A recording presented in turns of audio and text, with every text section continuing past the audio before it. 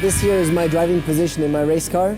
It's very much lying down, you know, which you can't really imagine from outside, but that's the way it is. The feet even go upwards, as you can see, because the cockpit goes up, so the pedals are up there. It looks strange, but it feels quite normal, and it's not a problem. It really feels dynamic, aggressive, you know, it's not like you're sleeping in there, it's fine.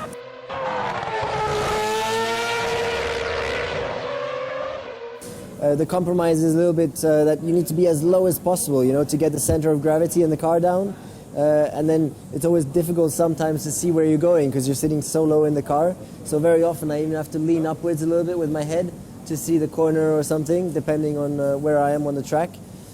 Then also the making of the seat is a really difficult process because the carbon is really in the shape of your body.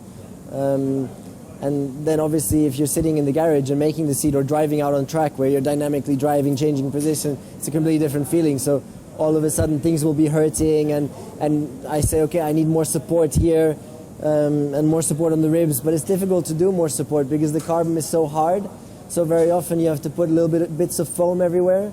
But at the same time you don't want to put too much foam because foam is very heavy and you want to keep the seat as light as possible.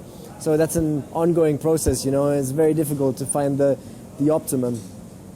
Now I'm going to take my steering wheel as well, just to show you how the position is with the steering wheel. It's about here, and it's also a very, very small area. Like, I'm looking just above the steering wheel.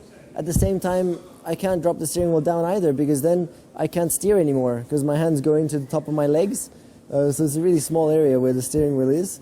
Then also there's the display right here, which is just below where I look to see where I'm going, and there I see all my RPM, my shift, my gear, and also my lap time. So there's various important things on the display.